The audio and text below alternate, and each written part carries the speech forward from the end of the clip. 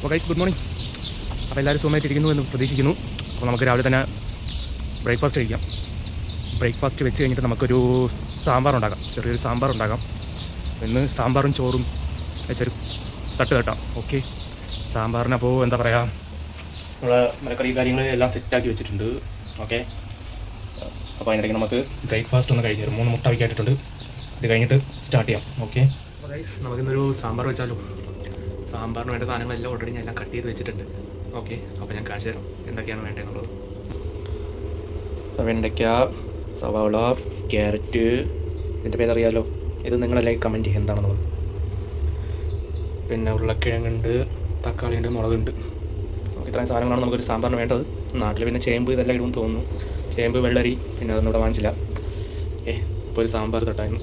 Okay, അപ്പോൾ guys ഇപ്പോൾ ഏകദേശം എല്ലാം സെറ്റാക്കി വെച്ചേക്കാണ്. പരിപ്പ് നല്ലോണം 2-3 വെള്ളത്തിൽ കഴുകി ഇപ്പോൾ നല്ല വെള്ളത്തിൽ ചൂടാക്കാൻ ഉണ്ടാക്കേണ്ട പാത്രത്തിൽ തീയൊക്കെ തിളപ്പിച്ച് ഇങ്ങനെ വെച്ചേക്കുവാണ്.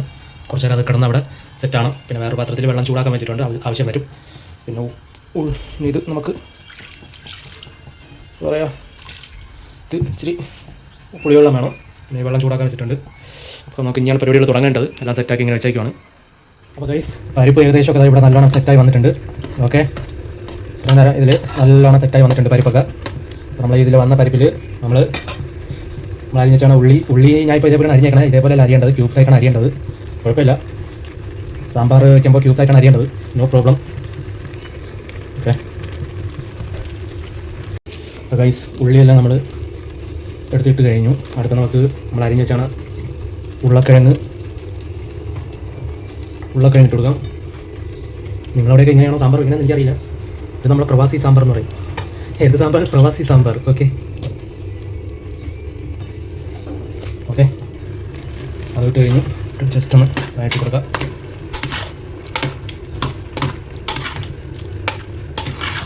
നല്ലോണം ഇളക്കാം. അപ്പോൾ അതവിടെ ഇരുന്ന് സെറ്റ് ആവട്ടെ. ഓക്കെ ഗൈസ്, അപ്പോൾ ഏകദേശം നമ്മുടെ ഇതേപോലെ നല്ല എല്ലാ ഉരുളക്കിഴങ്ങും സവാളയൊക്കെ ഇട്ട് പിന്നെ സെറ്റായി ഇങ്ങനെ വന്നിട്ടുണ്ട്. അപ്പോൾ ഇതിലേക്ക് നമുക്ക് കുറച്ച് കായപ്പൊടി ഇട്ട് കൊടുക്കാം. ഓക്കെ,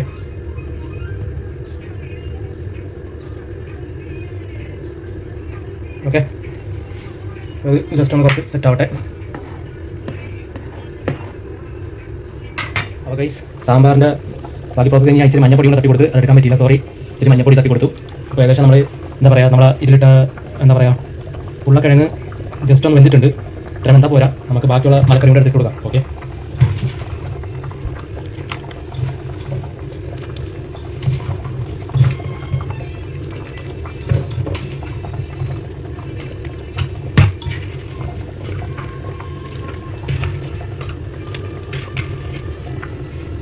എന്താ പറയുക, ഇതെല്ലാം നമ്മൾ ഇച്ചിരി കൂടുതലാണ് വയ്ക്കുന്നത്. നമ്മൾ സാമ്പാറൊക്കെ വയ്ക്കുമ്പോൾ 2-3 ദിവസത്തേക്ക് ഓടിക്കാനാണ് വയ്ക്കുന്നത്. നിങ്ങളെ വീട്ടിലൊക്കെ പ്രവാസികൾ ആരെങ്കിലും ഉണ്ടെങ്കിൽ ചോദിച്ചു നോക്കിയാൽ മതി ഇതേപോലെ വയ്ക്കാറുണ്ടോന്ന്. സാമ്പാറൊക്കെ വയ്ക്കുമ്പോൾ നമ്മൾ ഇതേപോലെ 2-3 ദിവസത്തേക്ക്, കറക്റ്റ് 3 ദിവസത്തേക്ക് വയ്ക്കും. അതൊക്കെ ഓടും, കുഴപ്പമില്ല, അടിപൊളിയായിട്ട് ഓടും. അപ്പോൾ ഈ 3 ദിവസം സാമ്പാർ കൂട്ടുന്നല്ല, ഇടയ്ക്ക് നമ്മൾ എന്തെങ്കിലുമൊക്കെ സൈഡിൽ നമ്മൾ എന്തെങ്കിലും ഡിഷ് കാണും. ഓക്കെ, എല്ലാം വളരെ വേണ്ട മലക്കറികൾ മാത്രമേ ഉള്ളൂ ശരീരത്തിന്. ഓക്കെ, തക്കാളി,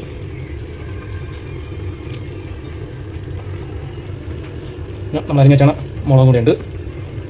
ഓക്കെ, എല്ലായിട്ടും നമ്മൾ സെറ്റാക്കി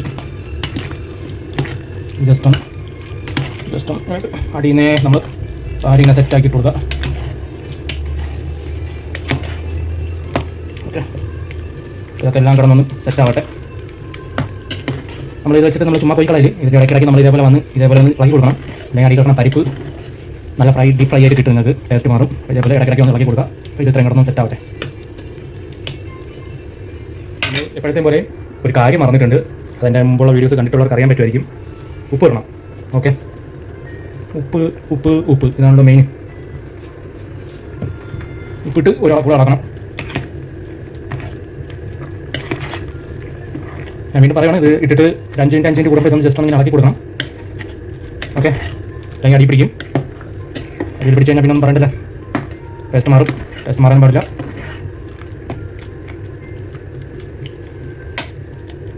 ഇവിടെ ഒന്ന് വേവട്ടെ.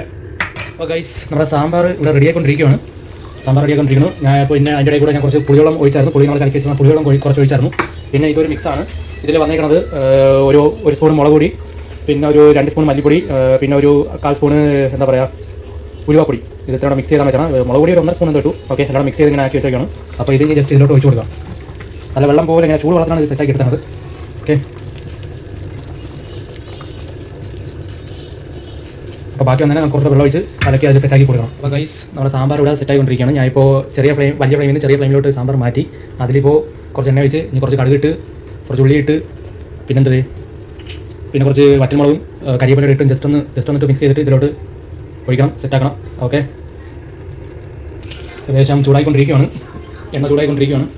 സാമ്പാർ ഫുൾ സെറ്റായിട്ടുണ്ട്. സാമ്പാറിൽ ഞാൻ പിന്നെ ഇതിൽ ഒരു കാര്യം നിങ്ങളെ കാണിച്ചില്ല, മല്ലിയില ഞാൻ നല്ലോണം കഴുകിയിട്ട് മല്ലിയില സെറ്റ് ചെയ്തിട്ടുണ്ട് ഇതിൽ. ഓക്കെ, സാമ്പാർ കിട്ടുന്ന സാമ്പാറായിട്ടുണ്ട്. ഓക്കെ, അപ്പോൾ എണ്ണ ഏകദേശം ചൂടായി എന്ന് തോന്നുന്നു. കൈകൊണ്ട് അതിൽ വെച്ച് കൊടുക്കൽ ഫ്രൈ ആവും. ചൂടായിട്ടുണ്ട്. ഓക്കെ,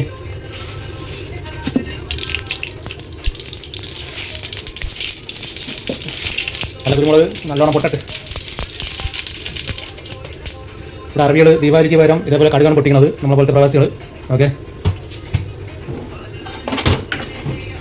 കടുക് ഏകദേശം നല്ല പൊട്ടി സെറ്റായിട്ടുണ്ട്, ഏകദേശം ഫുൾ സെറ്റായിട്ടുണ്ട്. ഓക്കെ, അല്ലെങ്കിൽ നമ്മൾ അരിഞ്ഞാൽ കുറച്ച്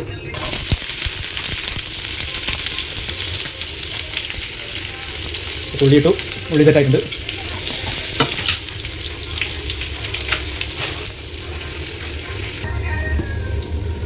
അതിലേക്ക്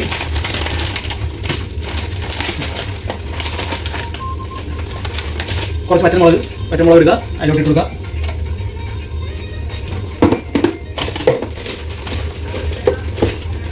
ആവശ്യത്തിനുള്ള കരിവേപ്പില,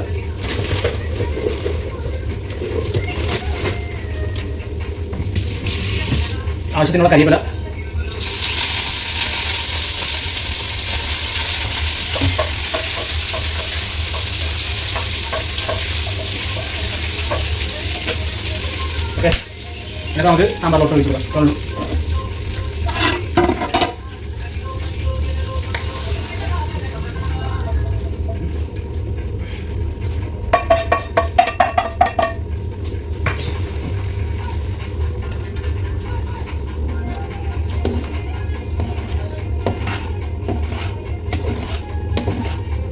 നമുക്കിതിനെ വീണ്ടും ജസ്റ്റ് അടച്ചിട്ട് വലിയ ഫ്ലെയിമിലോട്ടൊന്ന് ഒരു മണിക്കൂർ വേവിക്കാം.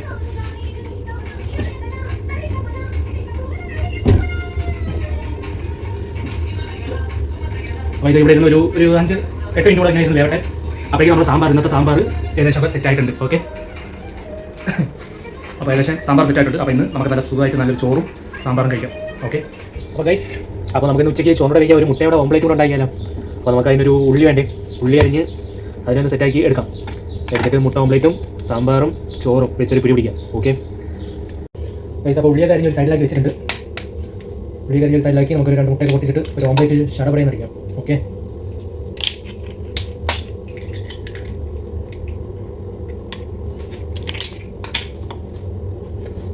ഉള്ളിയുടെ ഇട്ട്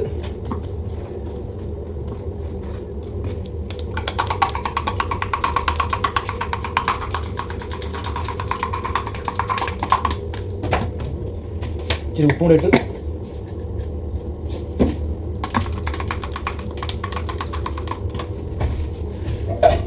പൊരിക്കേണ്ട പാനായിട്ടുണ്ട്. ഓക്കെ, അതൊന്ന് ഫ്രൈ ചെയ്യാം, മുട്ട പൊരിക്കാം.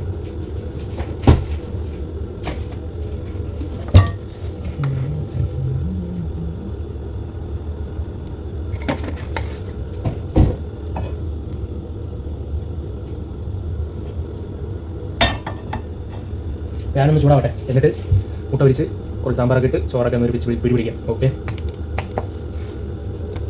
അപ്പോൾ അതിലേക്ക് കുറച്ച് മുട്ട വെച്ച് കൊടുക്കാം.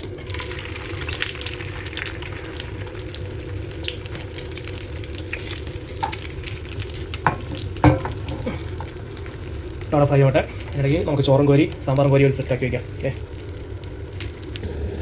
ഗൈസ്, അത് ചോറ് നമുക്ക് ആദ്യം ഇതിലോട്ട് വെക്കാം. റൈറ്റ് ഞാൻ ഇവിടെ വെച്ചിട്ടുണ്ട്.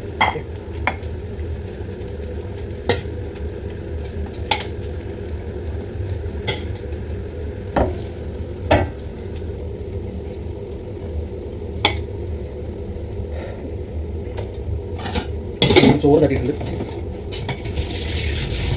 അപ്പോൾ നമുക്ക് ചൂട് സാമ്പാർ തുറന്നു നോക്കിയാലോ, എങ്ങനെ ഉണ്ടാവും നോക്കാം, കാണിച്ചു തരാം.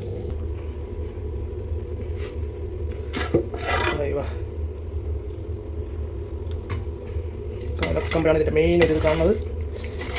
അയ്യോ, സാമ്പാർ റെഡി ആയിട്ടുണ്ട്, സെറ്റായിട്ടിരിപ്പുണ്ട്.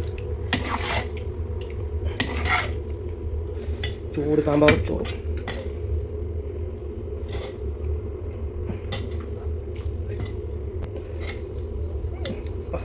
വെണ്ടയ്ക്കൊക്കെ സെറ്റായിട്ടുണ്ട് ഗൈസ്, വെണ്ടയ്ക്കൊക്കെ സെറ്റായിട്ട് ഗൈസ്.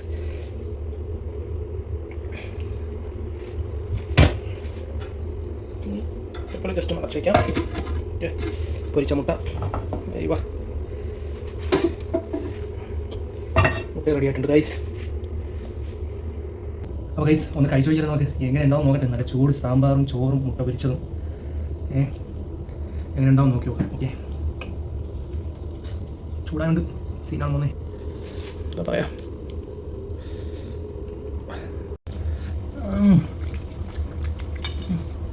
ഒരു രക്ഷയില്ല ഗൈസ്, സാമ്പാർ ഒരു രക്ഷയില്ല. പൊളിയായിട്ടുണ്ട്. പൊളി എന്ന് വെച്ചാൽ പൊളി. പ്രവാസി സാമ്പാർ ഇപ്പോൾ സെറ്റായി കഴിഞ്ഞിട്ടുണ്ട്. അപ്പോൾ ഇതേപോലെ നിങ്ങൾ ട്രൈ ചെയ്ത് നോക്കുക, അപ്പോൾ നിങ്ങൾക്ക് കിട്ടും ഇതേ അനുഭവം.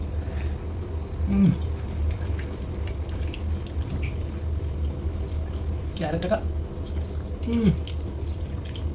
കൊള്ളാം ഗൈസ്. ബാക്കി നമുക്ക് കഴിക്കട്ടെ, കാണാം നമുക്ക്. ഇന്നത്തെ എൻ്റെ ഈ കുക്കിംഗ് വ്ളോഗ് ഇഷ്ടപ്പെട്ടിട്ടുണ്ടെങ്കിൽ എല്ലാവരും കാണുക, സബ്സ്ക്രൈബ് ചെയ്യുക, ലൈക്ക് അടിക്കുക. ഓക്കെ, ഇതിൽ കൂടുതൽ ഞാനൊന്നും പറയുന്നില്ല. ഓക്കെ, അപ്പോൾ ബൈ. അപ്പോൾ നല്ലൊരു വീഡിയോ ആയിട്ട് നാളെ കാണാം.